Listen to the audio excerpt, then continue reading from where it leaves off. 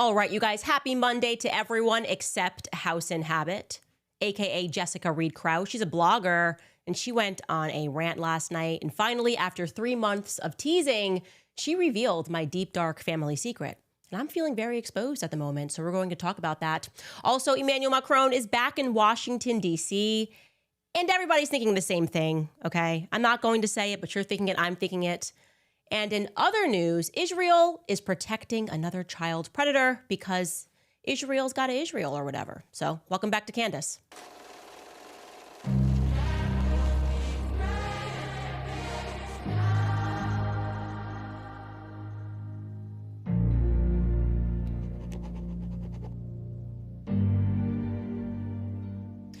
So Emmanuel Macron is back in Washington, D.C., and like I said, everybody is thinking the same thing.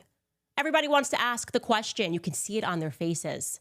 Does she stand when she pees? So we want to know, does she stand when she pees?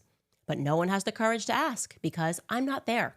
One thing is definitely for certain. It looks like he is tired. We've definitely aged Emmanuel Macron. Look at these photos of him. He is going white. He's under a lot of pressure, likely from underneath his wife's extremely large hands. Bouf, bouf, Emmanuel. Zut alors. But he also might be stressed. I got to tell you guys this because, of course, it's probably not going to make its way into Western media. But he's not having a very great press cycle.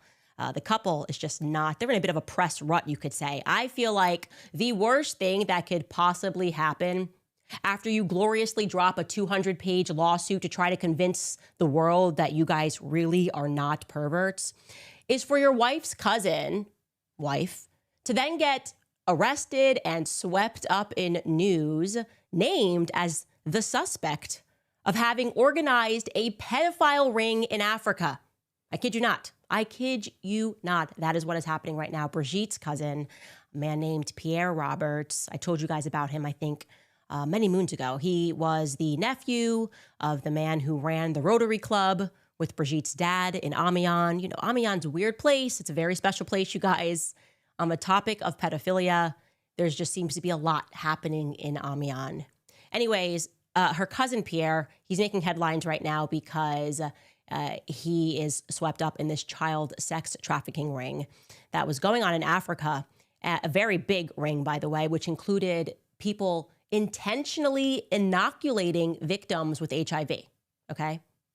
So a couple days ago, they arrested this 40-year-old. His name is Adrian B., and they're questioning him. They've been working on this for months, and it turns out that Brigitte's cousin Pierre is suspected as the instigator of the entire network, okay? He's suspected of having organized and ordered the rapes of disadvantaged youth in Senegal and in Morocco. He did this, they are alleging, both for his personal pleasure, but also because he wanted to make videos of the abuse and share it within his pedocriminal circles. Again, I'm not kidding. This is real. You can look this up in Le Parisien. You can look up Pierre Roberts. The affair has been exploding in France, and the network even includes people that are or were high up in the military. Last month, a former agent of the most confidential military unit in France got swept up in the affair. His name is Claude G. And it was allegedly he used his military contacts to set up the system throughout African countries. Totally normal stuff, right? I mean, does everybody have a cousin? No, not everybody has a cousin, a friend, a business partner, a family member that is constantly involved in pedocriminality. This is why I cannot listen to anyone that is trying to dress up what is happening in France as like, oh, a podcaster, Candace is just attacking Brigitte. Ew, no, get out of my face, okay? We're not letting this go. And maybe there's a scenario we get to ask Brigitte under oath questions about her big cousin or whatever. And by the way, now that we're speaking of Algeria and Morocco just keeps coming up all the time. Didn't Jean-Michel Trogneau sort of fall off the planet after he went down to Algeria and had this mysterious military file that they simply will not release to Xavier Poussard, even though they're required to release it? They've like locked down that file. A lot of stuff is starting to add up. Like I said, you always hear Algeria, Morocco, Northern Africa. The point is that Emmanuel Macron is here. He looks stressed. Ostensibly, he's here because the leaders are coming together to find peace, right? Finally, everybody's coming to the table after 3 years of murdering young Ukrainian men. We decided now that it's peace. Peace is our aim. And I hope you guys are now recognizing this as we go through the Epstein files, as we look at everything in the background of these characters, as we talk about that hand of Midas that just pulls up these cast of characters. I hope we can now all agree that this is just theater, okay? This is just what the elites do when their objectives have been reached. And what is their objective in Israel? Ethnic cleansing, right? They've gone masked down on that. What is the objective in Ukraine? That also appears to me to be a very obvious ethnic cleansing. And when they're done, when they're within, sight of their goals, they're like, it's time for peace. And then they applaud and they give somebody an award. Oh, it's the peace award now that we're done with our initiatives. So pay close attention to whoever it is that they move into Ukraine after peace is struck. Gaza, now they've kind of told us, what we're doing there. This has kind of been the exact same script, at least since World War I, likely even before then. And I think we all recognize that the person that has the most power over all of our nations, because we have been somewhat globalized, at this moment is Bibi Netanyahu. Of course, he's the boss. He's the big boss, Bibi. And he's going to decide when and if and exactly at what moment these wars are going to be allowed to end. That's why I don't take any of this seriously. He holds the keys to the blackmail files, so to speak. That's why Israel always comes up in every story that you look at. By the way, like I said, I'm happy that they're at least done with the 2-year period of gaslighting us about Gaza. Like now Netanyahu's like, yeah, we're imperializing. We're going in there. It's always the same method. False flag attack justifies the war, and then there's this broader imperialist effort. And speaking of Boss Bibi, color me not shocked at all. In case you missed this over the weekend, about a week ago, it was reported that the police in Las Vegas put together a sting operation. Now, these sting operations all work the same. Usually they are online, police officers posing as children, pretending that to see if there are adults that are trying to solicit sex from children on the web. So they pretend that they're underage, that they're minors.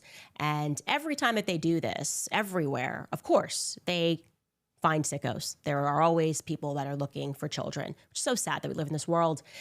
And this time they caught and subsequently arrested a total of 8 perverts who were interested in luring minors on the web. And it turned out that one of those individuals was an Israeli who happened to be in town for a conference.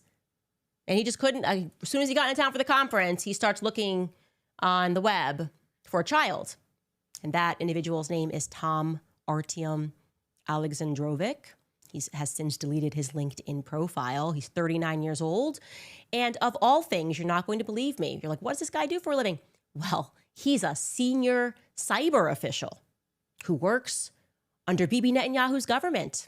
I'm not kidding. He is the division head at the National Cyber Directorate, which operates under Bibi's office. So this guy gets arrested. They book him at the Henderson Detention Center, and he makes bail. It was $10,000 of bail. But rather than await further charges, he does what they all do. He booked a flight back to Israel. Peace. Can't get me. Not on a boo-boo. No way to stop this. And of course, he's welcomed back because that's what they do. Like that's like a policy. If you do something to a child in America, just get up, pack up, and go to Israel.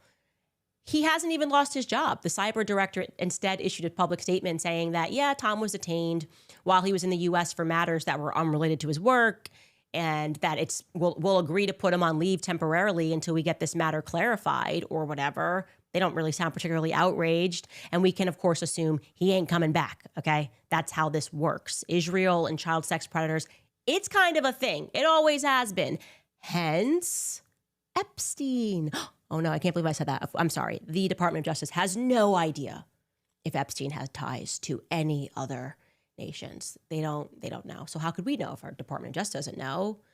Trump isn't going to demand that individual comes back and faces any charges because he couldn't even muster the strength to look America in the face and say, Epstein was working for Israel. If you can't do that, why would we expect he's going to do the other thing, right? And what makes the Epstein story even more incredulous is of course, first and foremost, the fact that he was an open child predator, is the fact that he's been protected by so many countries, all of the leading countries, the United States, France, Israel, Ukraine, where he was running girls from. I mean, in case you don't remember the story of Virginia Giuffre, that story in and of itself was absolutely crazy. But again, these patterns are starting to emerge and we can recognize them. It's making me feel very disgusting that I ever engaged in fashion, modeling, Hollywood. Like, I haven't engaged in it, but the fact that like all of us look at this culture of models and fashion in Hollywood, and we saw it through we were starry-eyed. Oh, amazing. Look at this fashion designer, the clothes they're making. Look at this beautiful model. Look at Hollywood. That entire pipeline, you realize it is starting. The picture that I'm seeing is that it's a ring. At least if you're looking up Jeffrey Epstein's story, there's no question about that. Anyways, Virginia, she was an American girl, as you guys know. She was born in Sacramento, California, but she grew up in Florida. The story goes that she was abused as a child by a family friend, and then she developed anorexia before running away from home. And as a runaway teenager, she's obviously the perfect, quote unquote, modeling type. So what happens next is she then gets discovered on the street by this guy, Ron Eppinger. If you want to go down a dark hole, the fact that that man is unbelievably protected by our government, but he's now dead. But he was the owner of a modeling agency, which turned out to just be another human trafficking front. The agency was called Perfect 10. He then makes Virginia his personal assistant, but, also gets her addicted to drugs. So she's 13 years old, just 13 years old. She becomes addicted to drugs, heroin, fentanyl, oxycodone, codeine, Vicodin, morphine, you name it. He was just pumping her filled with drugs. And then when she turns 14, he offers her to one of his wealthy clients, but then she gets lucky because the FBI swoops in and they arrest Ron for child prostitution and money laundering. Then she gets put into a treatment center in Lake Worth, Florida, which eventually had to close its doors because it was discovered that they were actually using these tactics of brainwash and torture and physical and sexual abuse on people that were trying to get clean. Somehow she makes it out of there with the help of her family members, and that's the next part of the story you may have heard. Her dad was working for Mar-a-Lago at the time. He then gets her a job working at Mar-a-Lago with him, except she's going to work as a masseuse. Now, I want to be super clear here. Virginia, in all the testimony that she has given, has never once accused President Donald Trump of anything. She was working there because her dad was working there. That's the story that she told, and she was naming names, so I tend to believe that. But it is true that while she was working there, she was then approached by Ghislaine Maxwell, who offered her a better job working for a wealthier man who was always in need of a masseuse. Yes, of course, I'm speaking about Jeffrey Epstein. At that time, she was just 15, but she kept a journal, and she recorded that Jeffrey and Ghislaine wanted her to, quote, be able to meet all of the needs of the men that they were going to send me to. They wanted me to produce things about them in addition to sex. They told me to pay attention to the details of what these men wanted so that I could report back to them, end quote. Years later, in 2015, under a sworn testimony, she claims that her actions were intended to compromise and to potentially blackmail targeted individuals, powerful men, of course, and that Epstein had allegedly told her that it was about, quote unquote, having something on them, making them indebted so that those individuals would then be in his pocket, Israel's pocket. Oh, sorry, we don't know that for a fact. But don't worry, there's no client list, so there's nothing to see here. In fact, Israel, in case you missed it, is the most moral army in the world. Say it with me. The most moral country, the most moral army in the whole wide world. If they wanted, they could just drop a nuke and kill everybody in a day, and they haven't done that. So much morality. I am overdosing on morality. It's like too much morality for us to even look at. And yeah. So much morality that they have to now effectively gaslight us about it, which is what I feel like is happening right now. Even in terms of what I tell you guys, like ChatGPT is just trying to get rid of history. It's just so obvious. Like, it lies about everything. All of these AI, Grok, they lie. And then when you say, hey, I actually know this fact, you're like, oh my gosh, I don't know how I missed that in Robert Maxwell's approved biography, like things like that. But they're also kind of trying to pretend that they don't know the history of the Star of David. This is another one of these points that we're being gaslit about. This is why I'm reading so many books, because I'm recognizing that it's very weird. The fact that you have people that are running around wearing the Star of David and they have no idea what the history of that symbol is stunning to me. And I'm not even pointing the finger here, because I was very ignorant for a very long time. You guys know I was a Zionist. I worked for PragerU. I had no idea, because we are just fed slop through the public education system, printing books that, Robert Maxwell had a stake in at one point, right? They're not even trying to hide that fact anymore, that the Star of David has nothing to do with biblical Judaism. So I am challenging you all to get educated about that. You could even look on Wikipedia. We showed you how the Zionists were infiltrating Wikipedia early on to make sure it had a Zionist bent. Even so, they tell the truth. They tell the truth on Wikipedia that the Star of David began being associated with Judaism in the 17th century. Okay, can you pull that up, Skylar? Like and it tells you right there. It's a derivative of the Seal of Solomon, which was used for decoration and mystical purposes by Kabbalistic Jews and Muslims. Okay, people that worshipped the Kabbalah. It is a hexagram. It says its association as a distinctive symbol for Jewish people and their religion dates to the 17th century Prague. Okay, 17th century. That's very recent relative, right? That's actually quite recent, 17th century. And what happened, why that's actually super crucial, and you can't wipe this away, yeah, it's all about the Kabbalah, is that there was a man who said that he was this reincarnated. He declared himself to be the long-awaited Jewish Messiah. This begins this period I've been telling you guys about, but you have to learn about Sabbatianism. And he says, I'm the Jewish Messiah. And people believed him. Actually, at that time, according to an Israeli historian, Gershom Scholem, half of the world's Jews in Europe converted and followed him, right? He was a Kabbalist. And they followed him, believing that it was true, that he was the Messiah, until he did this thing where they went, okay, maybe he's just crazy. He apostatized. He converted to Islam. Okay, so you have this guy who's practicing the occult. He's practicing the Kabbalah. He says, I'm the Messiah. You have a bunch of people who believe him. But then many of them became disillusioned when he said, okay, never mind, to save his life, I'm converting to Islam. And this is a part of it. Like a part of this effort is he's teaching people that you got to be a gypsy. You got to become whatever you have to become to be able to amass power. Essentially, what I'm talking about here is theater. You got to be a theater boy. You got to lead people to believe you and to follow you.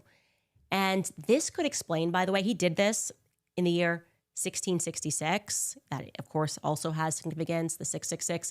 In 1666 is when this happened. And this kind of could maybe explain why it is. This is another part of history they're trying to wipe away. That the Moroccan flag had the Star of David. They keep telling you it's Jewish. Oh, really? Was Morocco a Jewish country? The Star of David. And you can see that, and this is still the dynasty that controls Morocco, where Morocco just keeps coming up in all of this, right? The Alawite dynasty, don't get me started on, the Sunni, the Shiites, the Alawites, which is pretty micro relative to what's happening. But look at the year that they take over in Morocco, 1666.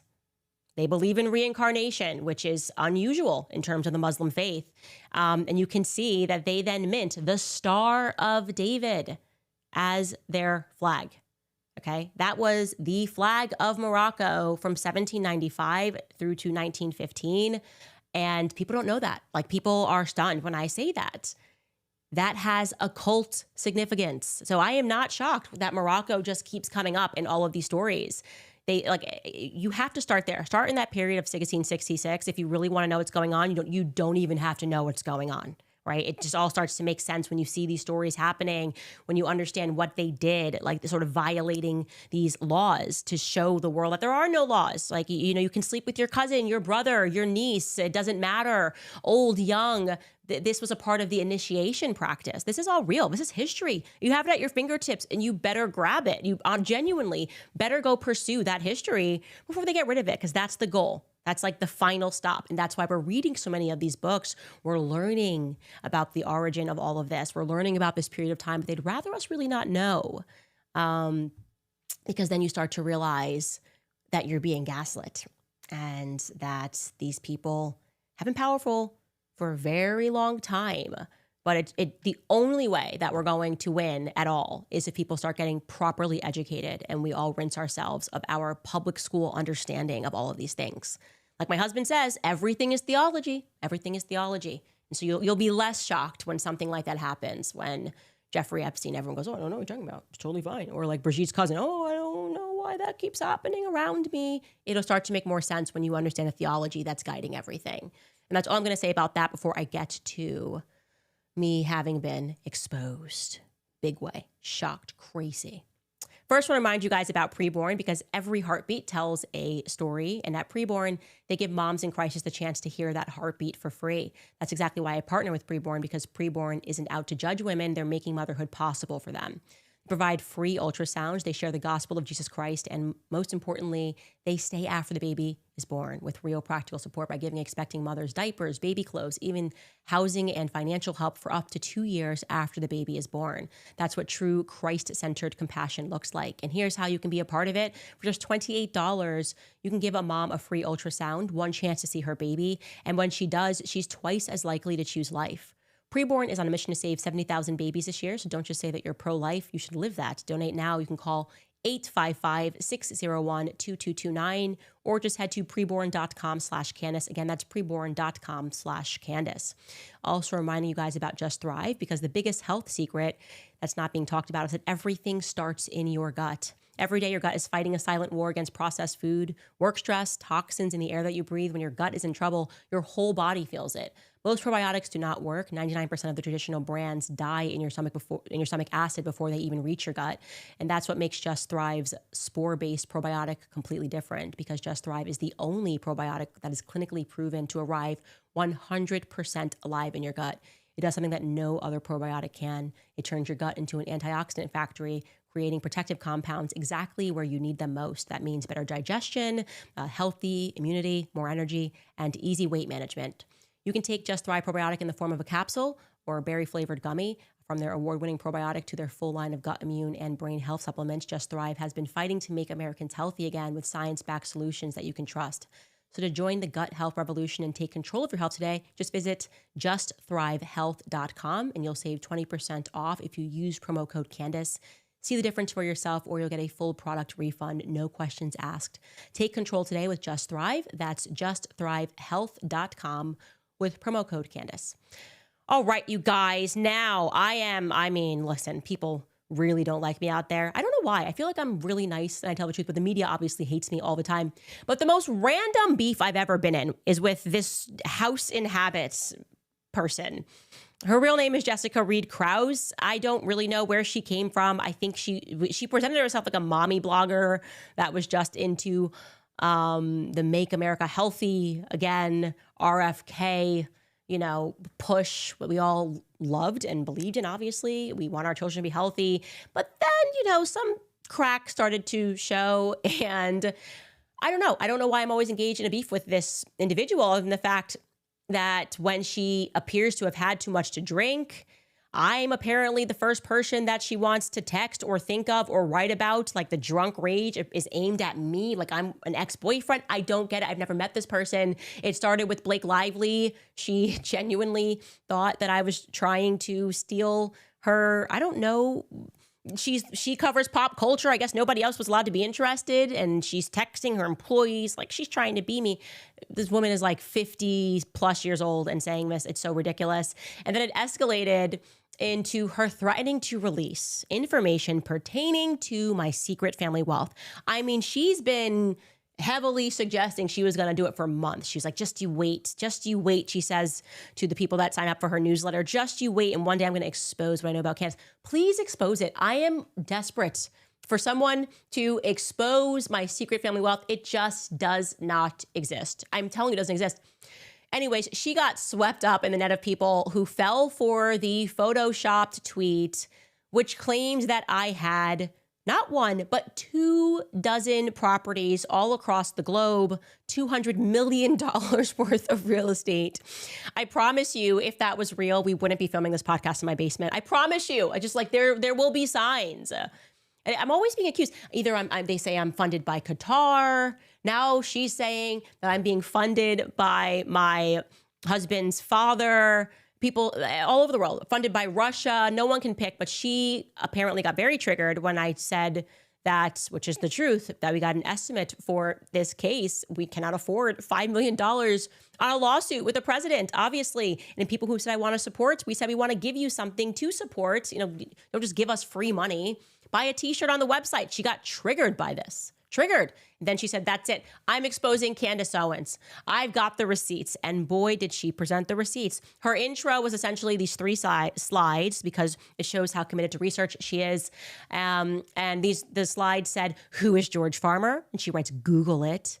And what is his net worth? 5 facts on Candace Owens's husband. So she's giving him the headline, telling people, Google it, and you're going to learn the truth about Candace and the secret wealth. Here's the next slide. She then said, unfortunately, my in-laws are not worth $200 million. Oh, okay. Amazing. She actually sent this out in a newsletter on Sunday. She sent this out to people saying that this was real.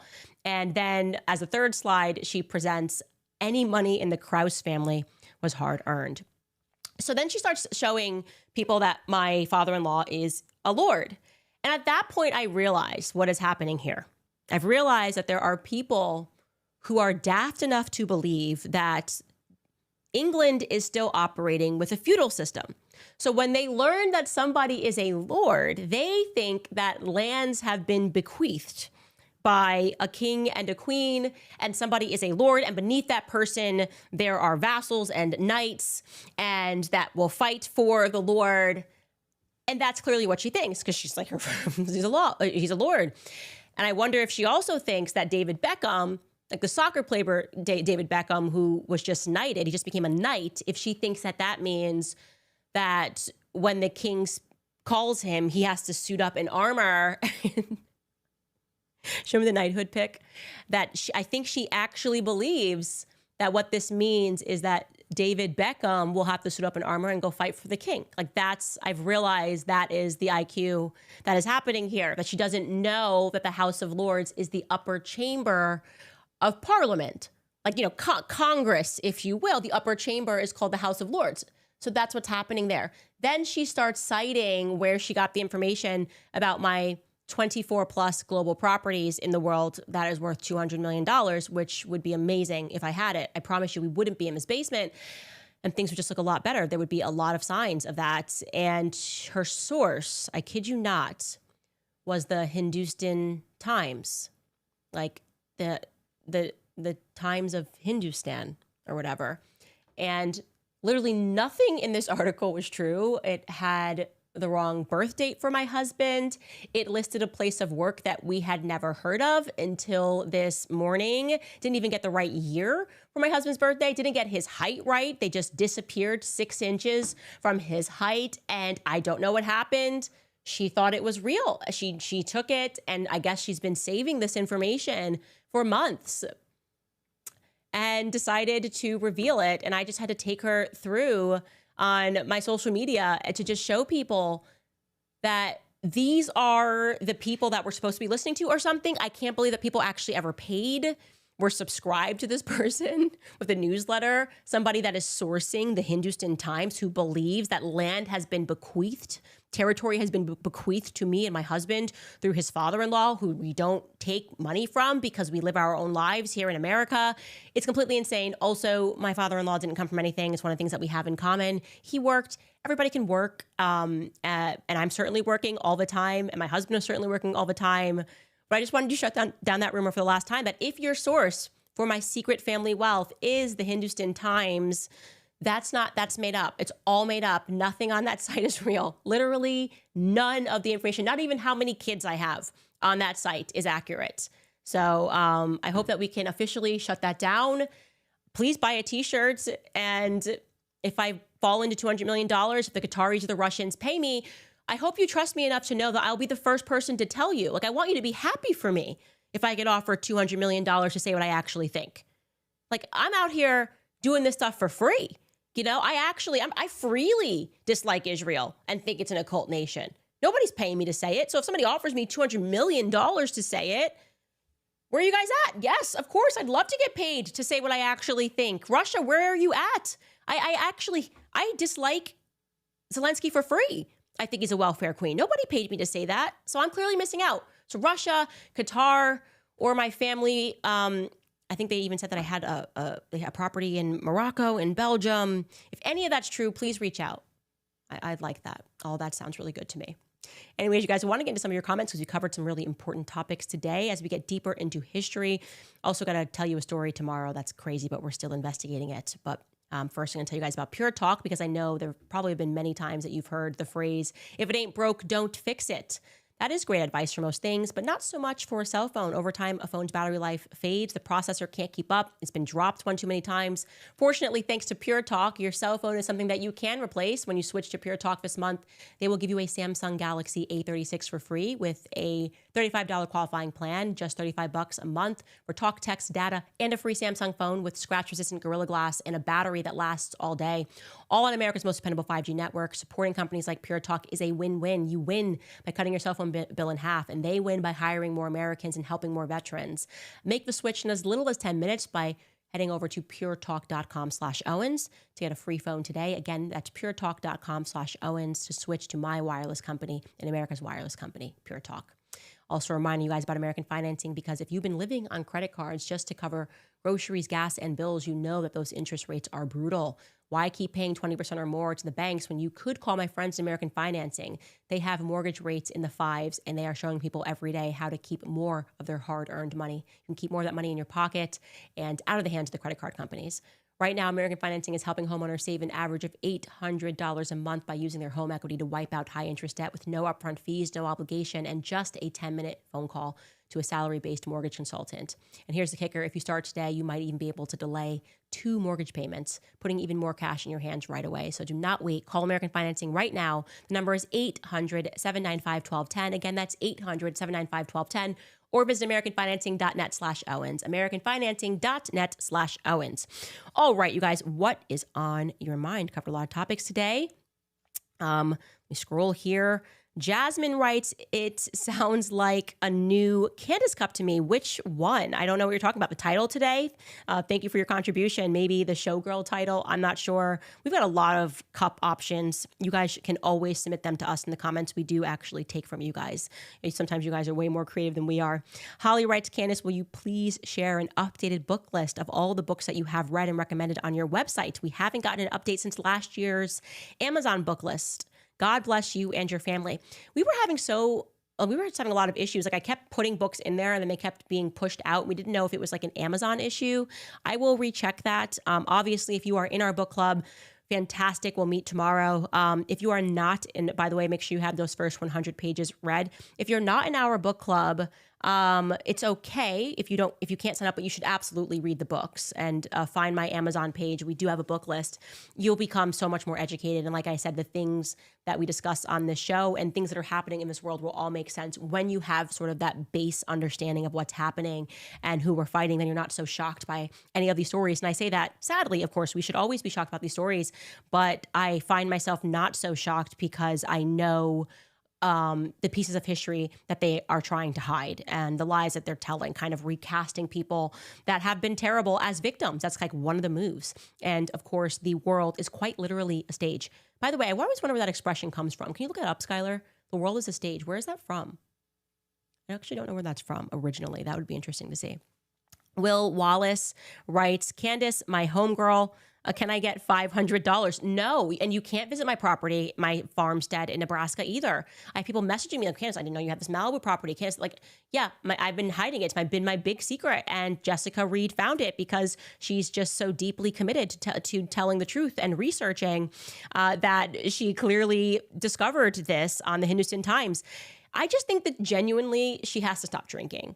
I just feel like the hours in which she goes on these rampages are always, we're like, it's like 11 p.m. and she kind of gets all fired up and she's like, look, and everything is hilarious externally, but I'm sure internally it's very chaotic for her employees that have stepped aside and are no longer her employees. They've said that. And I think that she just would do well to go away for a little bit, to get off of the internet, to log off the internet and to appreciate that people are not believing her as much as they used to, that maybe things are coming down. But she can't. She seems very addicted to the internet. She's someone that could really benefit from just having a friend take her phone. Oh, it's Shakespearean. All the world's a stage. Interesting. Very interesting. I might have more to say on that later. Brian writes, started seriously looking into the Trogneau family. By the way, somebody pointed out to me in an email that I've been saying that wrong this whole time. Like it's Trogneau or something. Like it's a silent G, like the Trogneau family. I'm not changing it.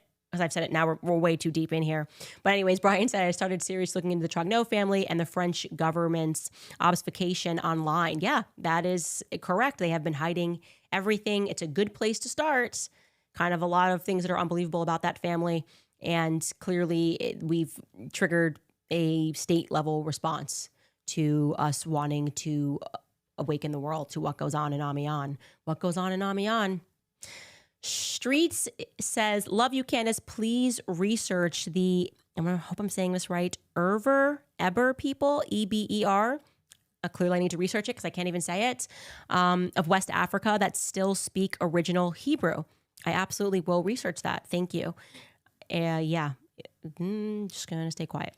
Johan writes, Candace, do you think Trump told you to ease up a little because he knows Macron sells every important French industry to the United States since 2014? I've thought a lot about that. I kind of go back in my mind to that conversation, and I find myself wondering whether or not Trump was being directed by somebody to give me a call, and whether he was being honest with me, if it was really coming from him, if it was coming from higher up. My general perspective is that we live in a nation that is governed by the military. And I actually had to look up what that word was. It's just stratocracy. And I think it's been that way for a long time, definitively since JFK was shot. And that's, I guess, another broader way you could say that is the military industrial complex. So I don't necessarily believe that Trump is in control of things. And I would like answers as a starting point to what Jean-Michel Trogneau was doing in the military, and also, which we're going to discuss tomorrow, what Brigitte was doing in the United States. Brigitte Macron gave an interview saying that she spent tons of time in the United States. Anybody know what Brigitte was doing in the United States? Anybody out there that can help us determine what and when Brigitte was here in the United States? She says she was here for the moon landing. I see no evidence of that. Maybe, like I said, somebody somewhere knows something in America about Jean-Michel having been in the United States during that time, or Brigitte having been in the United States.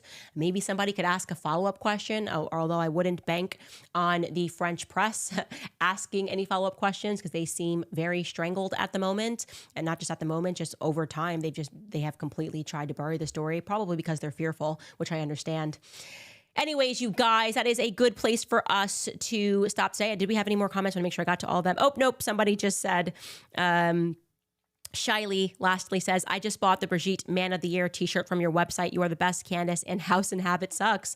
I like how she limited the comments on her Instagram. I just know that when she wakes up, that hangover is real. Like, it is Bloody Mary immediately. The angst of that cannot feel good. Like, you think you're so right and you're dropping what you think are receipts about somebody's life. And the scariest part of that for me is really the IQ element, because it doesn't really matter how much research you do. Some things should just go to you, oh, you know what, that just sounds ridiculous. Like, even if Candace had $1 billion, why would she want to have 24 properties across the globe? 24 and counting. Like, that, something online should just say, you know what? I feel like this doesn't make sense. This betrays my common sense. And it didn't. She held on to it for months. She then repurposed it. She released it to her audience, and felt so confident that she probably slept warmly last night, I would say. I think that Jessica Reed Krause slept warmly, like, just dropped that bomb, gonna sleep and wake up and see where the pieces land for Candace. And of course, because I go to bed a normal hour, I didn't see her ravings late at night. And I woke up this morning at like 5:30, as I always do, and I just went, what in the world is the Hindustan Times? By the way, fun update, they emailed us an apology for all the misinformation. Apparently, they felt they never got this much attention ever. And so they apologized and said that they would be updating the information on that article. So stay tuned, guys. We'll see you tomorrow.